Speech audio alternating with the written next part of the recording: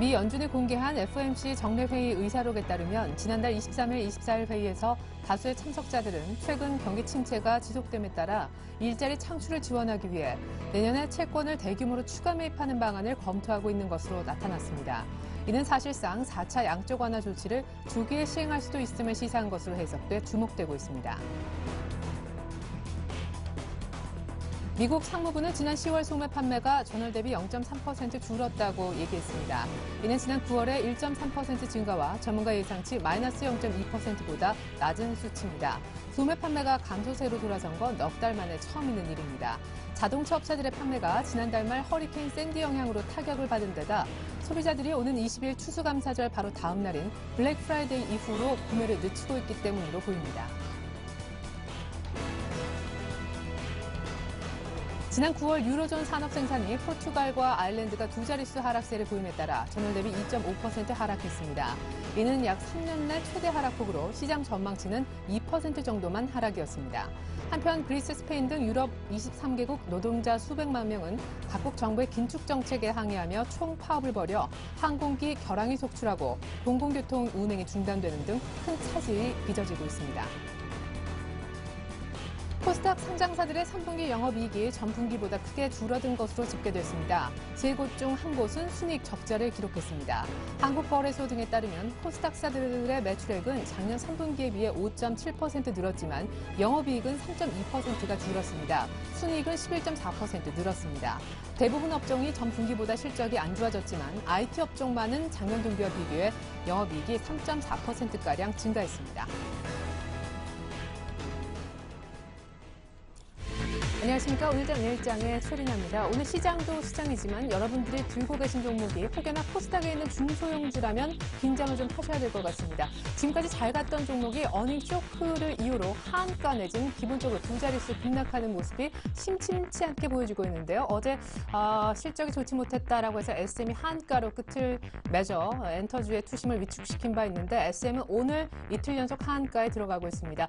투자 유치를 끌어낸 JYP 엔터 정도만 상승하고 있을 뿐인데요. 오늘 제닉도 어닝쇼크에 하한가 들어갔고요. 코스맥스도 유중설에 오늘 하한가에 들어갔습니다. 코스피는 9월 저점을 갭으로 깨면서 기술적으로도 안 좋은 모습인데 오늘까지 외국인들의 매도가 계속되는 가운데 1860도 장중에 깬 바 있습니다. 코스피 쪽 흐름부터 짚어드리죠. 네, 현재 코스피는요, 1868.94입니다. 장중 저점은 1859선. 지금보다 10포인트가 더 많이 빠졌었던 경험이 있는데요. 지금은 그것보다는 낙폭이 약간 줄어 있습니다만 외국인들의 매도가 오늘로써 6일째 계속되고 현재 순매도 규모가 현물집계 기준 2천억 원 가까이 됩니다. 기관과 개인은 두폭이지만 저가 매수 들어오고 있네요. 자, 이번에 코스닥 쪽으로 가볼까요? 코스닥이 연 3일 도합 520선에서 490선까지 30포인트가 빠지고 있습니다. 물론 코스피는 하루 만에 30포인트가 빠진 상황인데요. 코스닥의 오늘 낙폭 보십시오. 전일 2%, 오늘도 2% 넘게 빠지다가 역시 코스닥도 살짝은 낙폭을 줄여줍니다. 기관의 매도폭은 467억 원 순매도네요. 자, 원달러 환율 흐름 볼까요? 어제 꽤 많이 빠졌었는데요. 오늘 1원 40전가량 수폭 올라오면서 1086원 30전, 여전히 1080원대 후반입니다. 네, 낙폭을 좀 줄였다곤 하나 크게 낙폭을 줄였다라는 인상은 주지 못합니다. 종목별로 완전히 차트가 망가지는 종목들이 속출하고 있는데요. 대부분 어닝 쇼크 탓이죠. 다행스러운 부분은요. 바로 오늘까지 정도만, 오늘 내일 정도까지만 3분기 실적 시즌에 영향을 받을 것 같습니다. 일단은 3분기 실적 공시를 오늘 내일까지 마무리해야 되니까요. 계속해서 오늘장 내일장 1부에서 준비한 소식을 보여드립니다. 네, 먼저 애널리스트에게 듣는다. 오늘은 SK증권의 고순희 연구원에게 한번 들어보도록 하겠습니다. 네, 코스피의 추가 하락 가능성은 어느 정도인지 1900포인트 이하에서는 저가 매수가 맞을까요? 다음 주 미국 블랙 프라이데이가 개막하게 되는데 전망도 역시 확인해 보도록 하겠습니다. 네, 지점장의 촉, 새롭게 단장한 그런 코너가 되겠는데요. 교보증권 목동지점 이진행 지점장님의 촉을 한번 확인해 보겠습니다. 미국의 재정절벽 우려는 계속되는데 해결책은 언제쯤 나와줄까요? 주가 급락세는 언제쯤 진정될지와 지금 저가 분할 매수로 대응해야 하는지 역시 중복 체크를 한번 해보겠습니다. 목요일에 야심찬 코너죠. 1,000만 원으로 1억 만들기 프로젝트 플랜A 투자연구소 김상균 팀장님과 함께 해보겠습니다. 약 5개월 만에 수익 157% 내는 비결은 어디에 있을까요? 낙폭과에 따른 단기 반등 가능 종목과 예상 실적 대비 저평가 구간의 종목 모두 알아보겠습니다. 네, 7일간 수익 낼 수 있는 종목, 하이투자증권 이기택 과장님은 LG U+라고 하시는데요. 마케팅 과다 경쟁에 실적 악화 우려가 있지만 실적은 좋아질 수 있다는 분석을 해주실 겁니다. 네, 먼저 고승희 연구원부터 만나보겠습니다. SK증권으로 가볼까요? 안녕하세요. 네, 안녕하세요. 네, 코스피가 1990선을 이탈했고 그래도 좀 지켜줬으면 했던 1880선, 121선은 완전히 했겠습니다. 무엇보다 9월 저점이 갭으로 깨진 것은 조금 우려스러운데요. 향후 추가 급락 가능성은 얼마나 열려 있습니까? 예, 전일 미 증시가 1% 이상 하락을 하면서 국내 증시도 1870포인트를 하회하면서 하락하는 모습을 보이고 있습니다. 결국에는 미국 재정 절벽에 대한 우려가 시장에 반영되고 있는 것이 아닌가라고 생각을 하고 있고요. 여기서 핵심은 재정 절벽은 올해가 되든 내년이 되든 결국에는 합의가 될 문제라는 것입니다. 따라서 증시의 펀더멘털에 미치는 영향은 제한적이라고 보고 있고요. 그렇다면 현재 시장에서 재정 절벽에 대한 우려가 얼마나 반영되어 있을까 하는 문제인데요. 밸류에이션 측면에서 보았을 때 현재 12개월 예상 PBR 1.03배입니다. 지난 2011년 8월 미국 신용 등급이 강등되었던 수준으로 하락이 되어 있는 상태고요. 이를 감안했을 때 현재 주가 레벨은 재정 절벽에 대한 우려가 상당 부분 반영이 되어 있다라고 생각을 하고 있습니다. 따라서 현 주가 수준에서 추가적인 하락은 제한적일 것이다라고 생각을 하고 있고요. 다만 투자 심리가 굉장히 많이 위축되어 있기 때문에 일시적으로 투매라든지 이런 현상이 나타날 경우에 현재 수준보다는 추가적으로 더 하락을 할 수 있습니다. 그렇지만 이게 여기에서 공포에 지배돼서 매도를 하기보다는 급격하게 투매가 나와서 시장이 하락할 경우에는 절대적으로 매수 기회이다라고 생각을 하고 있습니다. 네, 그러면은 추가 낙폭이 제한적이다라고 하셨었는데 그러면 어느 정도 지수대가 되는 겁니까? 저희가 보고 있는 거는 지금 최악의 경우에는 PBR 1배 수준까지 떨어진다라고 봤을 때는 1800 초반까지도 가능하고요. 그렇지만 그 가능성을 봤을 때는 거의 없다라고 보시면 될 것 같습니다. 예, 그렇군요. 다음 주 후반부터 미국의 블랙 프라이데이가 시작이 되죠. 미국 사람들도 이제 이때쯤 싸게 많은 물건들을 사려고 지금 소비를 늦추고 있다라고 하는데 그나마 미국의 연말 소비가 우리 증시를 돌릴 수 있는 모멘텀이 되어줄까요? 전망은 어떻습니까? 예, 다음 주 금요일 블랙 프라이데이를 시작으로 미국 연말 소비 시즌이 개막을 합니다. 전미 소매연합회에 따르면 이번 소비 시즌의 매출액이 전년 대비 4.1% 증가를 하면서 매출액 기준이 사상 최고치를 경신할 것이다 라고 예상을 하고 있는데요. 특징적인 부분은 과거 2005년부터 2011년까지 미국 연말 소비 시즌에 발표되는 미국 고용이라든지 소비자 심리 지수 등 경제 지표가 전반적으로 개선이 되었다는 점입니다. 특히 이번 소비 시즌 매출액이 사상 최대치가 기대된다는 점을 감안을 했을 때 향후 발표되는 미국 소비라든지 고용 등 경제 지표는 전반적으로 개선될 것이다라고 보고 있습니다. 주가 지수 역시 2008년 금융위기를 제외하고 11월, 12월 평균 수익률이 코스피와 S&P 모두 상승을 했습니다. 특히 국내 증시 같은 경우 업종별로 살펴보면 IT, 유통, 음식료, 생활용품 등 직접적으로 소비와 관련이 있는 업종들의 수익률이 좋았습니다. 따라서 시장 전체적으로 봤을 때는 단기적으로는 여전히 그 재정 절벽에 대한 우려와 또 재정 절벽에서 나오는 시장의 뉴스가 시장을 억누르는 요인으로 작용을 할 걸로 보고 있지만 연말 소비 시즌이 개막을 하고요. 그리고 11월 말, 12월 초에 발표되는 미국 고용 그리고 소비자 심리 지수가 전반적으로 미국 경제 지표가 개선되는 모습을 확인을 하면서 위축된 투자 심리가 완화될 것이다라고 생각을 하고 있습니다. 예. 만약에 지금쯤 여기서 조금만 더 빠지면 이제 바닥이 잡힌다라고 가정했을 때 말씀하신 대로 저가 매수, 현금이 풍부하신 분들은 슬슬 종목을 쇼핑하셔도 될 것 같은데요. 미국 연말 소비를 염두에 둔다면 역시 IT 쪽이 좀 괜찮을까요? 예, 일단 일단은 미국 연말 소비 시즌에서 뭐 가장 국내 업종별로 봤을 때 가장 큰 수혜를 보는 것은 아무래도 IT 업종이 될 것 같고요. 특히 네. IT 업종은 지금 현재 상황에서 봤을 때 실적 개선이라든지 또 삼성전자 같은 경우는 견조한 실적이 지속적으로 나오고 있기 때문에 다른 업종에 대비해서 보다도 안전한 투자 대안이 되지 않을까라고 생각을 하고 있습니다. 예. 자, 그러면은 1900 이하 한 지금 지수대 정도에서는 저가 분할 매수 준비하라라고 해 주셨었는데 3일 연속 빠지는 코스닥에는 중소형주에 대한 매매 팁을 좀 주신다면요. 최근에 코스닥 지수가 굉장히 많이 하락을 했는데요. 특징적인 부분은 어닝 쇼크가 나왔던 종목들에 집중되어 있다는 점입니다.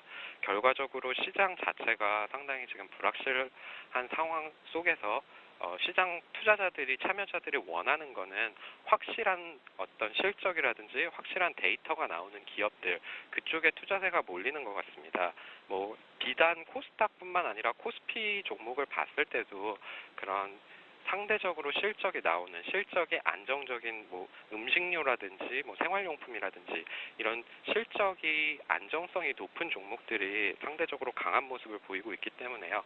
코스닥 지수 같은 경우에도 개별적으로 실적이 개선되거나 아니면은 실적이 안정적인 종목 같은 경우에는 시장이 빠지더라도 상대적으로 낙폭은 제한적일 것이다라고 보고 있습니다. 네, 좋습니다. 코스닥에 지금 빠지는 것들은 다 어닝 쇼크 종목들이니만큼 실적이 괜찮은 종목인지 꼭 체크할 필요가 있다라고 해주셨네요. 일단 1900포인트 이하 국면에서는 저가 분할 매수하자 중장기 관점에서 이런 팁을 주셨습니다. SK증권 고승희 연구원님의 말씀 들어봤습니다. 감사합니다. 네, 감사합니다.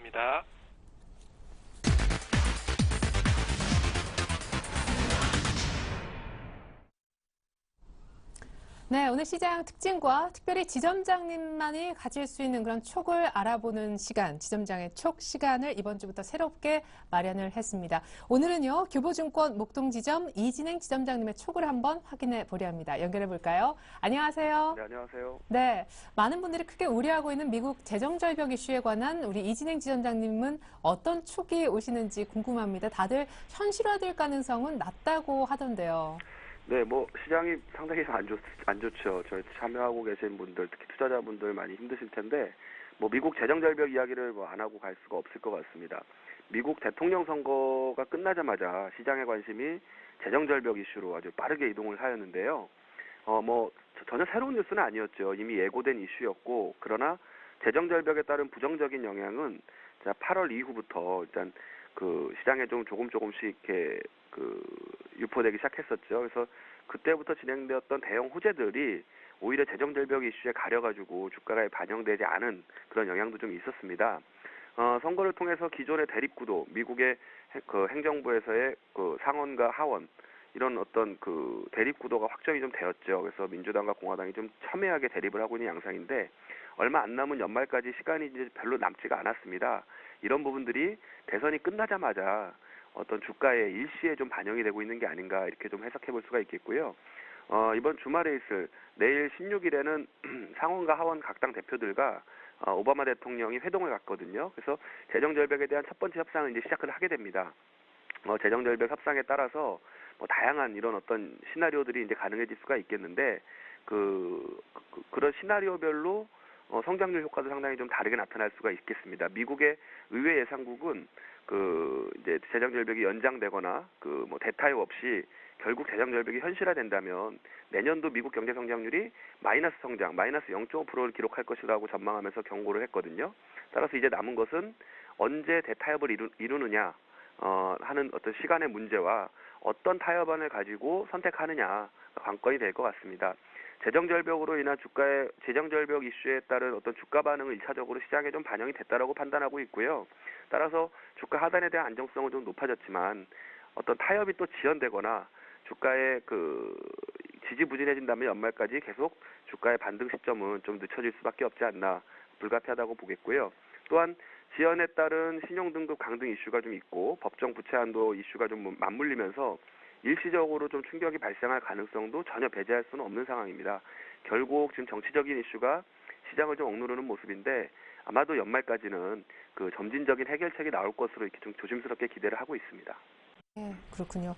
자, 그러면은 주가 급락세는 진정이 될 거다라고 보시는지 사실상 지금 조금 밑꼬리가 달리면서 9월 저점하고 비스무리해졌는데 어떤 분들은 중장기 투자자라면 한 요 정도 1900 아래에서는 싼 맛에 사볼 필요가 있다라고는 하는데 만약에 급락세가 진정이 된다면 언제쯤 무엇을 계기로 급락세가 진정될까요? 글쎄요, 뭐 지수를 우리가 보고 있고 주가 수준을 보고 있다면 사야 되는 게 맞는데 지금 뭐 방향 자체가 지금 계속 그 어떤 하방으로 좀 흘러가고 있기 때문에 하방 경직성이 좀 확인이 되고 나서 보셔도 될 것 같습니다. 코스피 지수가 121선을 이제 하향 이탈을 하였거든요. 그래서 지난주부터 시장의 조정 분위기가 더욱 심화되는 그런 모습입니다.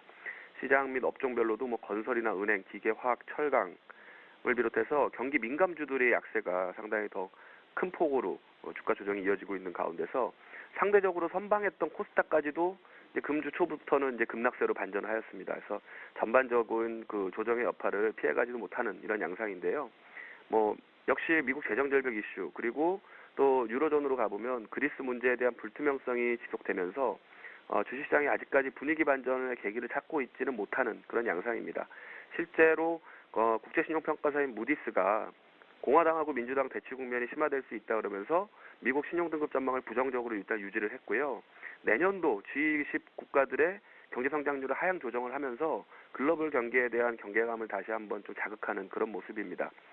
유로존과 IMF도 그리스 채무 감축 일정을 놓고 충돌을 하면서 그리스에 대한 구제금융 결정이 또 역시 미뤄지고 있고요. 그러나 반면에 아주 부정적이지만은 않은 게 최근 그 소비나 경기 관련된 지표들은 상당히 좀 양호하게 발표가 되고 오히려 서프라이즈 수준으로 잘 나오고 있거든요. 그래서 역시 여기에는 미국과 중국, G2를 중심으로 한 긍정적인 변화의 시그널이 좀 포착이 되고 있다라고 좀 볼 수가 있겠습니다. 다만 미국 재정절벽과 그리스 문제라는 불확실성, 시장에 참여하고 있는 투자자들은 이런 불확실성, 불투명성 이런 부분들을 가장 싫어하거든요. 그래서 이런 것들에 가려져서 긍정적인 움직임들이 다소 좀 주목받지 못하고 있는 그런 실정인데요. 이제 최근의 주가 조정으로 인해서 미국과 한국 모두 그 이제 121선을 하향 이탈하면서 우려감이 주가에 빠르게 반영된 측면에서도 일단 대외 변수에 대한 불확실성이 제거가 되거나 또는 그 완화되는 모습을 보일 경우에는 충분히 가격 메리트가 다시 부각이 될 수 있다라고 생각하고 있습니다. 단기 급락에 따른 그 투자 심리가 상당히 좀 악화가 된 상태고요. 수급 공백 등으로 인해서 단기적인 바닥이 확인될 여지도 좀 있어 보입니다. 일부 종목들로는 매드 클라이막스가 좀 진행되고 있는 그런 모습이고요. 시기적으로도 이제 다음 주부터 이제 미국의 최대 소비 시즌을 앞두고 있기 때문에 연말 소비 시즌에 대한 기대감이 좀 되살아나는 계기가 될 수 있는 만큼 재정 절벽 협상을 앞두고 있는 오바마 대통령하고 미국의 정치권 움직임 등을 통해서 그런 어떤 뉴스 등을 통하면서 시장은 충분히 분위기 반전의 가능성이 있다. 이런 가능성을 좀 타진해 볼 수 있겠습니다. 예, 대외적으로 조금 사실 좋게 볼 만한 그런 여지들이나 일정도 있으니까 지금 요 가격 메리트는 언젠가 확연히 부각되고 그때쯤 시장은 갈 수도 있겠네요.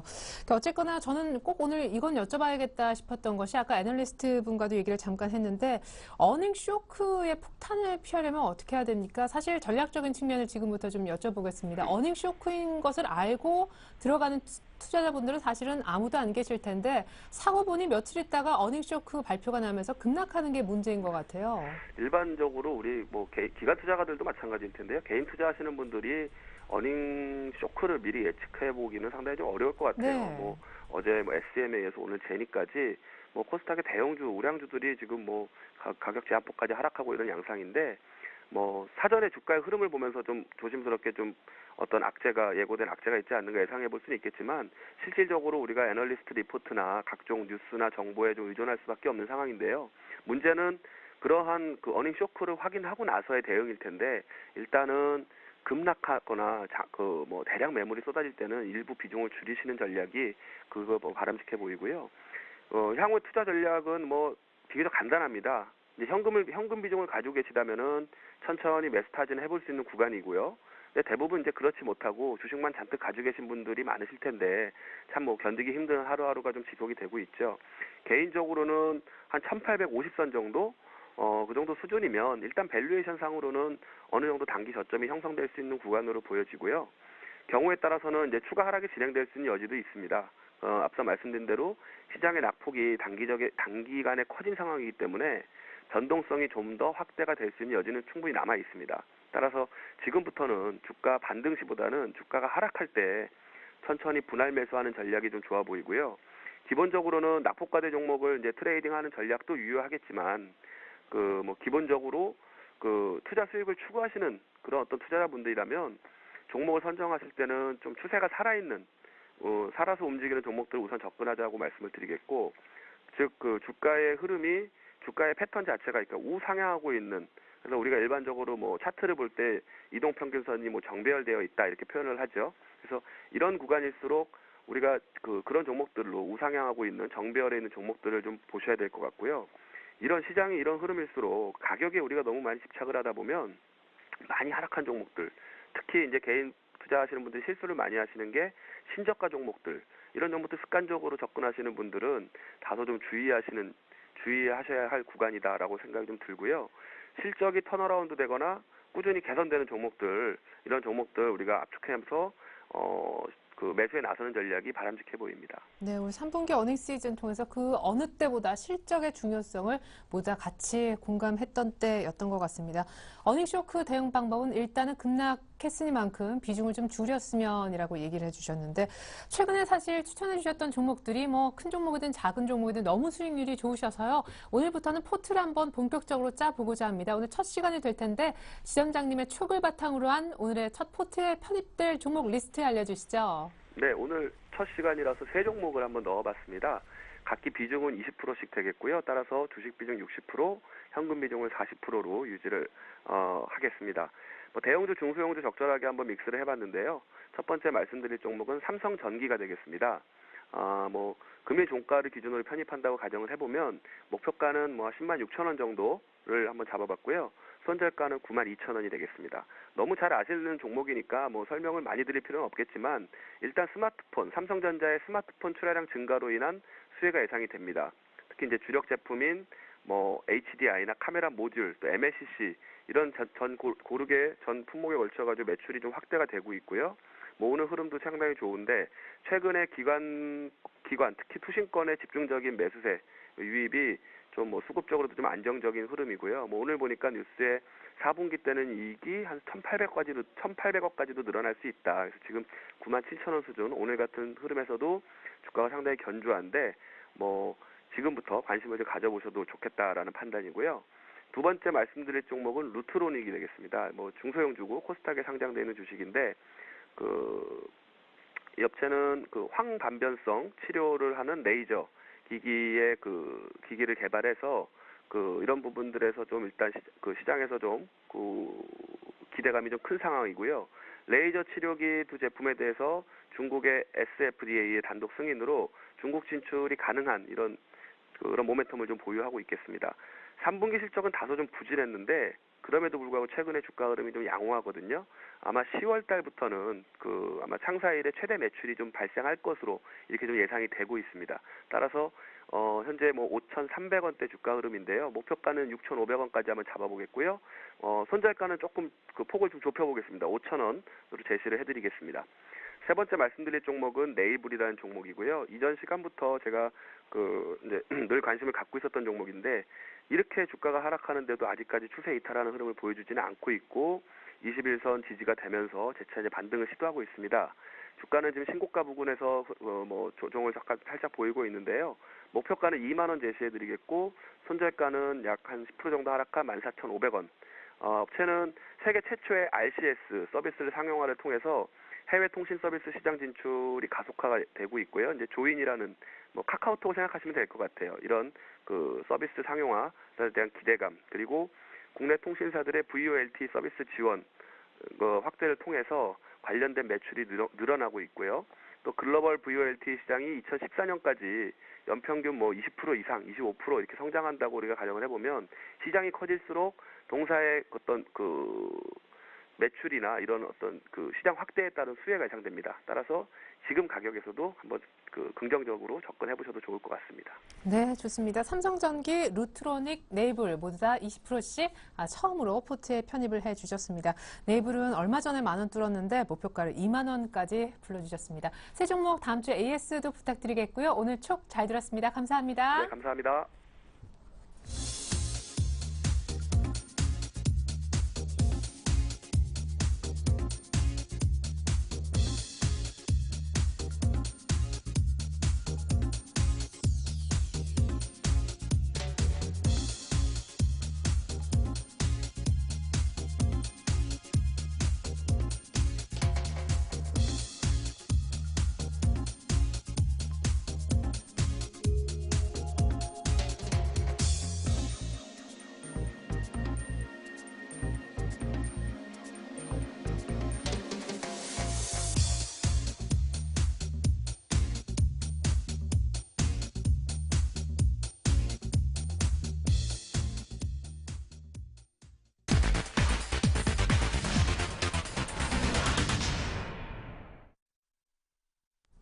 네, 다행입니다. 코스피가 낙폭을 좀 줄여주고 있어요. 30포인트 정도의 낙폭에서 20포인트 약 그 정도만 낙폭이 지금 나오네요. 기관이 외국인이 굉장히 많이 파는데 꽤 많이 저가 매수에 나서주고 있는 2시 24분 현재입니다.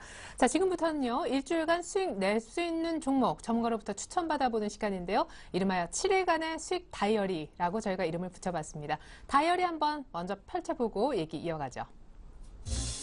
자, 월화수목금 한 분씩 다이어리를 써주고 계신데요. 현재 빨간불 들어와 있는 유일한 분이 바로 박현상 대리가 되겠습니다. 왕관 쓰셨고요. 어제도 왕관이었던 기억이 나는데요. 자, 이기택 과장님 제외하고는 전부 다 손절가 터치했습니다. 코스닥이 휘청이면서 다들 연동이 안 될 수가 없었던 것 같습니다. 자, 박현상 대리님 왕관을 계속 사수하고 계신데 연결 한번 해볼까요? 동양증권 부평지점으로 가보겠습니다. 박현상 대리님 안녕하세요. 네, 안녕하세요. 네, 어제도 AS를 들어봤지만 역시 시장이 급락할 때 견조한 그런 부분이 왕관을 안 뺏긴 원인이 아닌가 싶은데 일단 축하드리겠고요. AS 들어보죠. 예, 고맙습니다. 어제도 드릴 말씀이랑 좀 비슷하긴 한데 네. 루멘스 같은 경우는 손절가 이탈도 전혀 안 했고 지금 5일선 위에서 계속 지금 추세 없이 지금 계속 가고 있죠. 그렇기 때문에 전혀 걱정할 필요는 없다고 생각이 들고 있고요. 아직까지 뭐 오늘 수급 봤는데 약간 우려되는 거는 은행 쪽에서 좀 수급이 좀 마이너스로 나오고 하지만은 역시 수급이 주체였었던 연기금 쪽에서 지금 루멘스가 좀 들어오고 있는 모습을 보이고 있기 때문에 지금 역시 계속 홀딩에 대한 전략은 같이 유효하다고 말씀을 드릴 수가 있을 것 같아요. 오늘 뭐 장중에 좀 보시면은 아침에 좀 고가를 했었다가 지금 좀 차익 실현 정도 매물이 좀 나와서 좀 빠지는 모습을 보이고 있는데요. 만약에 지금 어제도 제가 말씀드렸죠. 오늘 같은 경우에 좀 음봉 날 때 매수를 하라고 좀 기억하시죠. 그렇기 때문에 지금 음봉이 나오고 있기 때문에 오늘 종가 기준으로 매수를 하시면 충분히 유효해 보인다는 생각이 들고 있겠습니다. 그리고 뭐 시장 관련해서 같이 좀 말씀을 드리자면은 아까 방금 전에 앵커님께서 말씀하신 것처럼 기관에서 좀 매수가 조금씩 들어오고 외국인들 같은 코스닥에 좀 매수가 좀 들어오고 있는 것 같아요. 그래서 어제 같은 경우는 종목이 지나치게 좀 피바람이 부는 정도로 생각할 정도로 좀 빠졌었는데 지금 뭐 거래소 시장이 낙폭을 과대를 해서 빠지고 올라오면서 다시 코스닥 쪽으로 좀 다시 좀 매기가 좀 쏠리고 있거든요. 그렇기 때문에 좀 종목에 대한 포착 역시 가장 좀 중요하다는 생각이 좀 들고 있고요.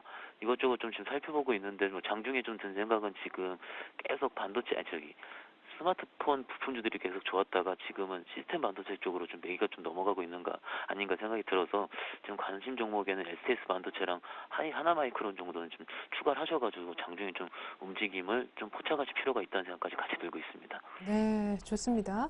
오늘 또 종목에 대한 팁까지 일단 보고 계신 종목 두 가지도 설명을 해주셨는데 일단 루멘스 오늘 신규로 관심 가져도 좋겠다. 오늘 종가 정도의 신규 매수까지 AS를 해주셨습니다. 왕관 유지하신 거 축하를 드리겠습니다.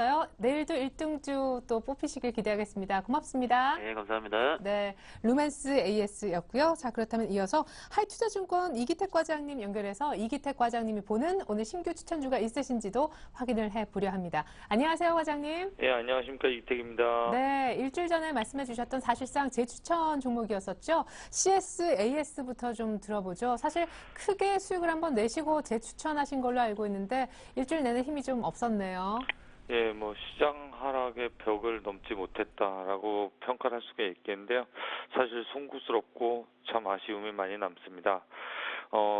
시장에서 재료가 노출되면서 사실 차익 실현 물량이 나온 것 같은데 주가가 싸냐 비싸냐라는 밸류에이션을 놓고 봤을 때는 아직도 저평가 수준인 것을 면치 못할 때 사실은 시장이 반등을 좀 모색하고 있으면 결국에는 다시 또 올라갈 주식이다 그렇게 보여지고요.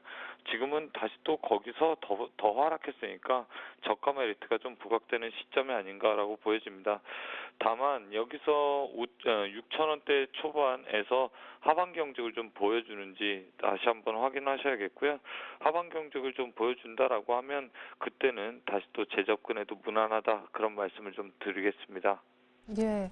아니 그러면 CS 5,000원 손절가라고 하셨는데 손절가가 너무 좀 타이트한 감이 없고 너무 아래쪽에 여유가 많아가지고 수정 안 하셔도 괜찮으시겠어요? 네, 뭐 5,000원 오면 되려 더 사야겠죠. 뭐 실적과 그리고 자회사 성장성 두 가지를 다 확보한 회사이기 때문에 그럴 때는 적극 매수 추천 뭐 가능하다라고 보여집니다. 네, 자회사 특별히 주목하자라는 기억이 생생합니다. 저평가 이렇게 또 많이 빠졌는데 만약에 손절가 5천 원 정도 부근 오면 더 사야 된다라고 AS를 해주셨네요. 자, 그렇다면 심기일전해서 오늘 종가에 공략해볼 만한 종목이 있으신가요? 네, 일단 통신주들 사실 양호한 흐름 보여주고 있습니다. 통신주들 보실 때 가장 중요한 부분이 일단은 지금 우리가 사용하고 있는 가장 널리 퍼져 있는 아이폰 4 그리고 갤럭시 초기 모델들은 사실 2년 약정이 다 완료된 상태이겠죠. 네. 그 2년 약정이 다 되면 결국에는 새로운 폰을 구매들을 하시게 되는데 연말 연시 소비 시즌에 맞춰서 LTE 폰으로 바꾸려는 니즈가 좀 강하게 나타나고 있다 그렇게 볼 수가 있겠습니다. 그렇다 그러면 통신주들 가장 먼저 LTE 관련돼서 통신 설비 투자를 했었던 통신주가 어디냐면 그 시장을 확보했던 종목은 LG U+입니다. 지금 왜 다시 LTE를 주목해야 되냐면요. 우리가 기존에 3G나 그리고 와이파이를 사용했던 그런 대역 구간에서는 통신 요금이 한정돼 있었죠. 정액제를 사용했다는 얘기입니다. 그러나 이제 소비자들이 데이터 전송량이 점차적으로 빨라지고 많이 전송이 되기 때문에 일단 예전에 음성 통화량하고는 좀 다르겠죠. 그렇기 때문에 한정 요금제라는 게 없습니다. 그래서 자기가 데이터를 사용한 양만큼 음성 통화 때처럼 요금을 더 내게 되는데요. 지금 데이터 트래픽이 점차적으로 확대되고 있습니다. 그래서 소비자들로부터 하여금 고객들로 하여금 일단 통신 요금을 더 받을 수 있겠는데요. 최근에 통신 3사 정부의 압력이 큽니다. 왜 전화 요금을 하락시키겠다. 그리고 전화 요금을 이제 통신비를 낮추겠다라는 공약들이 있어서 그런데요. 그런 것들이 사실은 실적이 좋기 때문에 그런 얘기들이 좀 나오는 거니까 일단은 전기 전화요금 어느 정도 하방 경직을 좀 정부 측에서는 지키게 하려고 하겠죠. 그러나 데이터 양이 늘어나는 것은 어쩔 수가 없습니다. 시장 경제에 맡겨야 될 부분은 시장 경제에 맡겨야 되는데요. 그렇기 때문에 통신사들 최근에 주가 흐름이 양호한 것이 아닌가 그렇게 보여지고 있습니다. 9월달 이후에 통신사 중에서 LG U+를 기관이 가장 공격적으로 매수했는데요. 그 가격대가 보면 8,000원대부터 6,500원대 박스권 구간입니다. 그렇다 그러면 기관들도 일단 수익 구간은 아니다 그렇게 볼 수가 있겠습니다. 차트를 통해서 좀 보여드릴 텐데요. 지금 현재 이 밤색 선이 기관의 매수세입니다. 8월 달까지 정체되어 있다가 7, 8월 달에 들어왔던 물량 그대로 들고 가다가 다시 9월 말서부터 공격적으로 매수해서 들어가고 있습니다. 그 기간대가 얼마냐면 방금 전에 말씀드렸던 6,500원대부터 7,000원, 8,000원대까지 이 박스권입니다. 6,500원대부터 이 8,000원까지 박스권 구간에 기관이 매수했는데 기관도 오름폭이 없다라고 하면 앞으로 성장성 기관에서 배팅하고 있다 그렇게 보셔도 될 텐데요. 지금 현재 목표 주가 10,000원 투자 의견 드리겠고요. 손절가 7,000원 의견 제시해 드리겠습니다. 네, 좋습니다. 9월 이후 기관이 집중적으로 산 통신 3사 가운데 오늘 LG U+가 공략해볼 만한 종목이다라고 다이어리를 바꿔 써주셨습니다. 감사합니다. 하이투자증권 이기택 과장님과 함께했습니다. 다음 주 수익 기대할게요. 예, 수고하십시오. 네.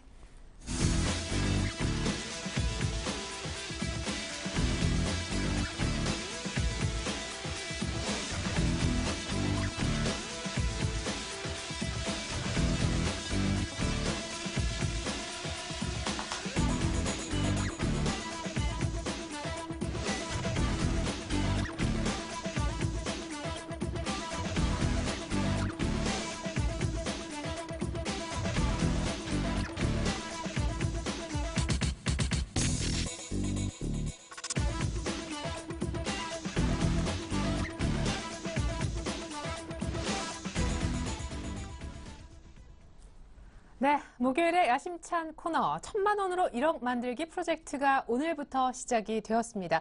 플래닛 투자연구소 김상균 팀장님과 함께 100% 리얼 투자하는 매매 기법을 배워보도록 하겠습니다. 수익도 같이 쌓을 수 있었으면 좋겠네요.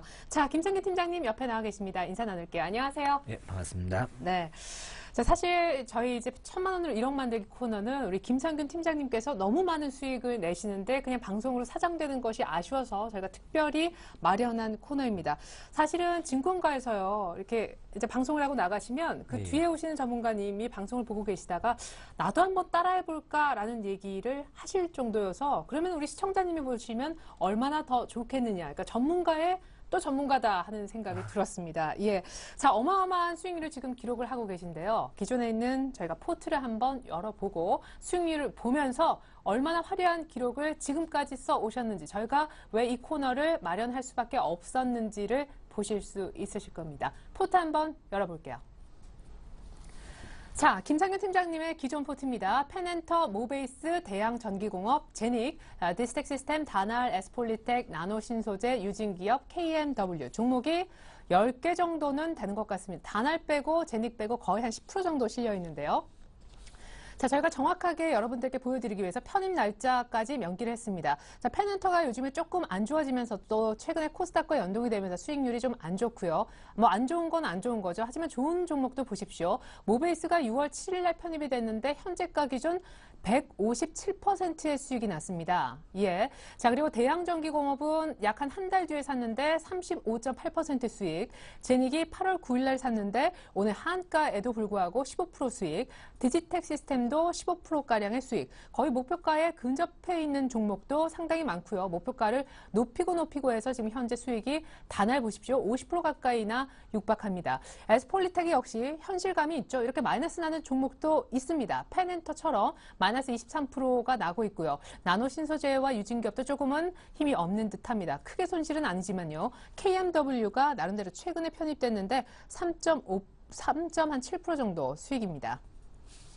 자, 김상규 팀장님 이렇게 10개 종목 모두 다 한 10% 동일한 비중으로 실렸다라고 했을 때 저희가 평균 나누기 10을 한번 해봤어요. 다 수익률을 더 나눈 다음에 나누기 10. 평균 수익률이 22.74%의 수익이십니다.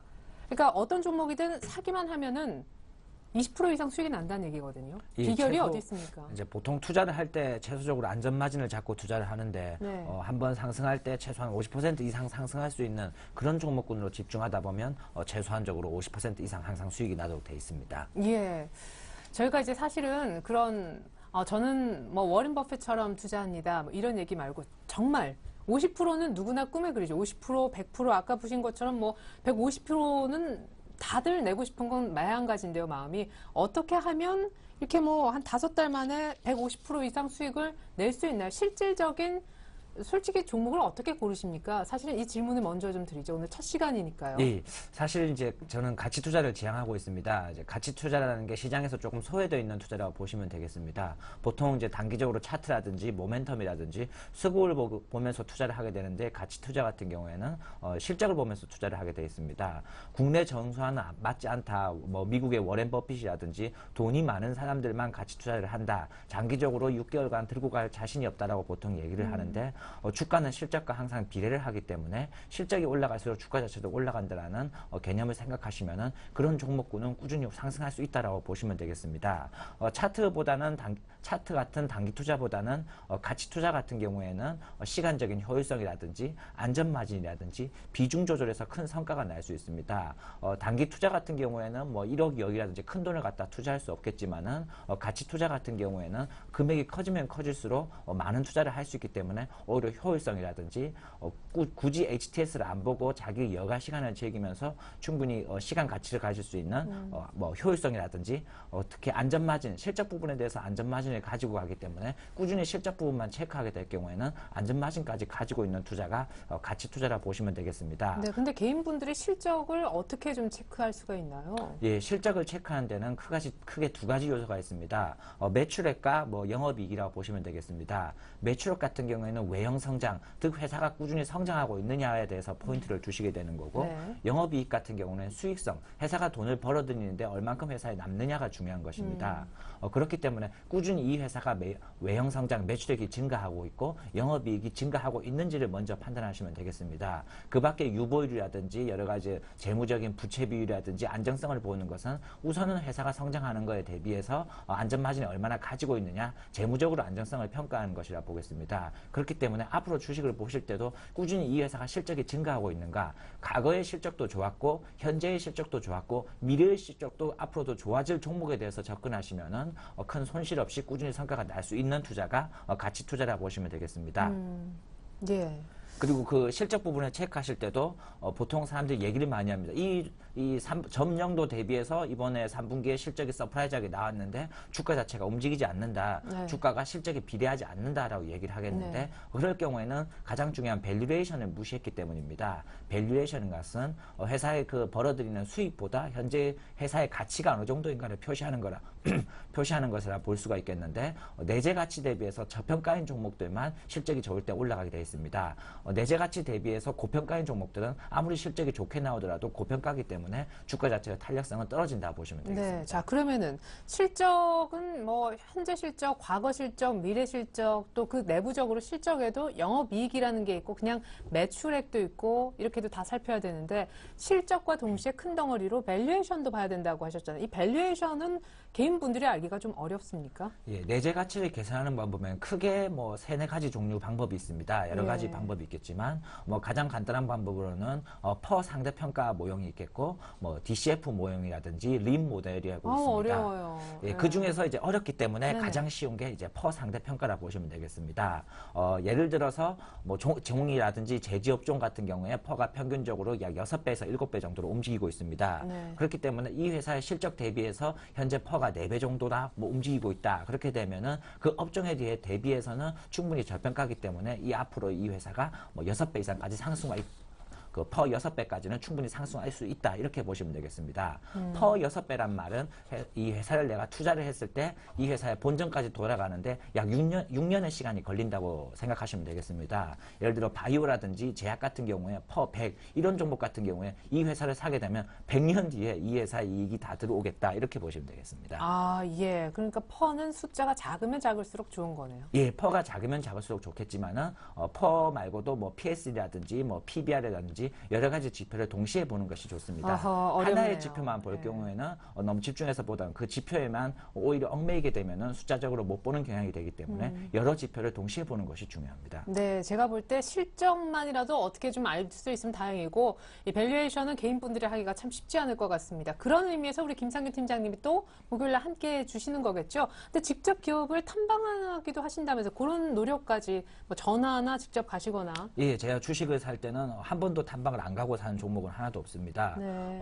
탐방 같은 경우는 무조건 가게 되고 기업 주담과 통화 같은 경우에도 지속적으로 확인하면서 다음 분기에 실적이 어떻게 나올 건지 네네. 실적에 영향을 줄 수 있는 것들이 어떤 것이 있을까 지속적으로 확인을 네. 해야 됩니다. 네, 좋습니다. 사실 어떻게 생각해 보면요, 우리 시청자 투자하시는 분들도 내 돈을 넣는 건데 너무 쉽게 누구의 그냥 말을 듣고 사거나 그냥 괜찮겠지, 좋다고 하니까 한 번도 주식 담당자하고 통화를 해볼 생각은 안 해보셨을 것 같습니다. 이 방법도 아주 기본적인 서치가 될 수 있으니까 참고하시면 좋을 것 같네요. 전문가도 통화를 심지어 하고 있다고 하니까요.